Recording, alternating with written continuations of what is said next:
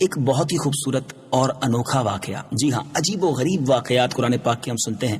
آج قرآن پاک سے ایک ایسا واقعہ سننا ہے کہ جس میں 12,000 لوگ بندر بن گئے۔ جی ہاں، ہماری اسی دنیا میں ایسا واقعہ پیش آیا اور یہ تفصیل قرآن مجید فرقان حمید میں موجود ہے۔ ایسا کب ہوا، کیوں ہوا اور کن کے ساتھ ہوا، آئیے سنتے ہیں۔ روایت ہے کہ حضرت داؤد علیہ السلام کی قوم کے 70,000 آدمی عقبہ کے پاس سمندر کے کنارے ایلا نامی گاؤں میں رہتے تھے، اور یہ لوگ بڑی فراخی اور خوشحالی کی زندگی گزار رہے تھے۔ بیسیکلی اس میں زیادہ لوگ جو تھے وہ مچھیرے تھے۔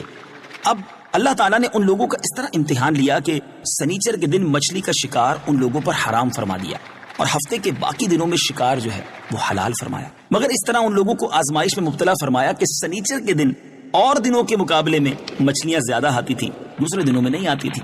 تو اب شیطان نے ان کو یہ ہیلا سجھایا کہ اس طرح کرو کہ چھوٹی چھوٹی نالیاں دریا سے نکال کر چھوٹے چھوٹے حوض بنا لو۔ اب جس کو آپ سمجھتے ہیں کہ اگر نالیوں کے ذریعے حوض میں پانی آ جائے پھر اس میں مچھلیاں بھی آ جائیں گی، پھر ان حوض کو، ان نالیوں کو بند کر دینا اور اتوار والے دن شکار کر لینا۔ ہفتے کو جو مچھلیاں ہیں وہ تمہارے چھوٹے چھوٹے جو تم نے پاٹس بنائے ہوں گے، حوض بنائے ہوں گی، اس کے اندر آ کر قید ہو جائیں گی۔ اب ذرا غور کریں تو بیسیکلی یہ بھی تو ایک شکار ہی ہے، مگر شیطان نے ہیلا سجھایا تھا، غلط ہیلا تھا، اور یہ اللہ کی نافرمانی والا کام تھا۔ بہرحال لوگوں نے یہی کیا کہ وہ شیطان کے بتائے ہوئے اس مشورے میں آ گئے۔ اب ان لوگوں میں، ان یہودیوں میں 3 گروہ بن گئے، 3 گروپس ہو گئے۔ کچھ لوگ ایسے تھے جو شکار کے اس شیطانی ہیلے سے منع کرتے رہے اور ناراض و بیزار ہو کر ان لوگوں سے الگ رہے، باز رہے۔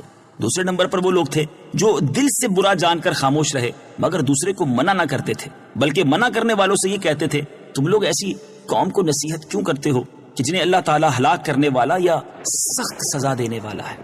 تیسرے قسم کے لوگ وہ تھے جو سرکش تھے، نافرمان تھے، جنہوں نے حکم خداوندی کی اعلانیہ مخالفت کی۔ سنیچر کے دن شکار کرنا منع تھا، مگر پھر بھی ہیلے بہانوں سے انہوں نے گویا شکار کرنا شروع کر دیا۔ اب یہ 3 قسم کے گروہ اس قوم کے اندر بن گئے۔ اب جب نافرمانوں نے منع کرنے کے باوجود شکار کر لیا تو منع کرنے والی جماعت نے کیا کیا؟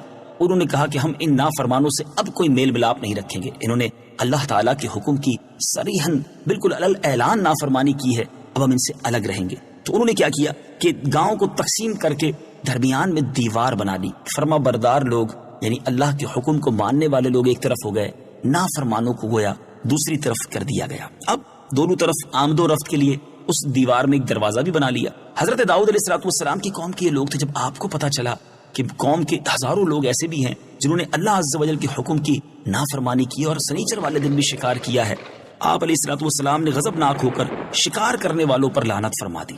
اس کا اثر یہ ہوا کہ ایک دن ان خطا کاروں میں سے کوئی باہر نہ نکلا۔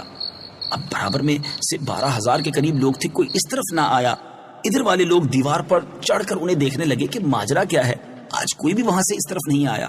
میٹھے میٹھے اسلامی بھائیوں، جب انہوں نے انہیں دیوار پر چڑھ کر دیکھا تو پتا چلا کہ وہ 12,000 کے قریب جو لوگ تھے وہ بندر بن چکے تھے، ان کے چہرے مسخ ہو چکے تھے۔ اب دروازہ کھولا گیا تو وہ مجرم جو تھے، جو بندر بن چکے تھے، وہ داخل ہوئے۔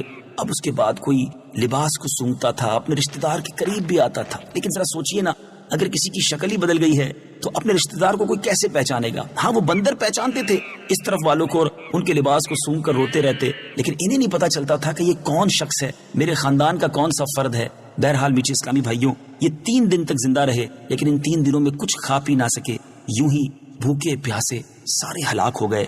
شکار سے منع کرنے والا گروہ ہلاکت سے سلامت میں رہا، اور صحیح قول یہ ہے کہ دل سے برا جان کر خاموش رہنے والوں کو بھی اللہ تعالیٰ نے اس عذاب سے بچا لیا۔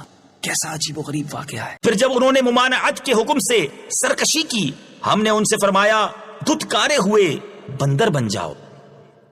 میٹھے میٹھے اسلامی بھائیوں، اس واقعے سے سیکھنے کو کیا ملا؟ پہلے تو یہ سمجھ آتا ہے کہ وہ لوگ جو اللہ کے نبی کی نافرمانی کرتے ہیں، اور اگر نبی علیہ السلام ان سے ناراض ہو جائیں تو اللہ کا غضب کیسا نازل ہوتا ہے، انسان بندر تک بن سکتا ہے۔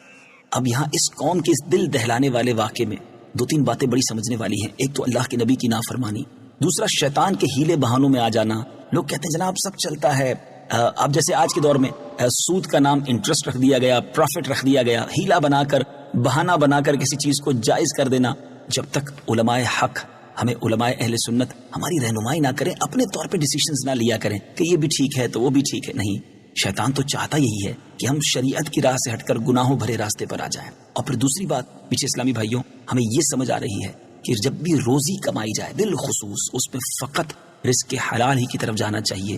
اللہ کی نافرمانی کر کے رزق جو کماتے ہیں وہ برباد ہوتے ہیں۔ اللہ مجھے اور آپ کو اپنے اور اپنے حبیب علیہ الصلوۃ والسلام کا فرما بردار بھی بنائے، فقط رزق حلال کمانے والا بنائے، رزق حرام سے ہم سب کو محفوظ فرمائے اور ہم سب کے رزق حلال میں خوب برکت عطا فرمائے، قرآن پاک کے نور سے ہم سب کے دلوں کو منور فرمائے۔ ایک قصہ ہے قرآن سے، سلسلہ اسی نیت کے ساتھ لے کر حاضر ہوتے ہیں تاکہ ہمیں معلوم ہو کہ قرآن پاک میں کیسے عجیب و غریب واقعات ہیں اور اس میں ہمارے لیے کیسے کیسے درس پوشیدہ ہے۔ اللہ تبارک و تعالیٰ سے ہم سب دعا کرتے ہیں ہم سب کو روزانہ تلاوت قرآن مجید کی توفیق عطا فرمائے۔ صلو علی الحبیب صلی اللہ تعالی علی محمد صلی اللہ علیہ وسلم۔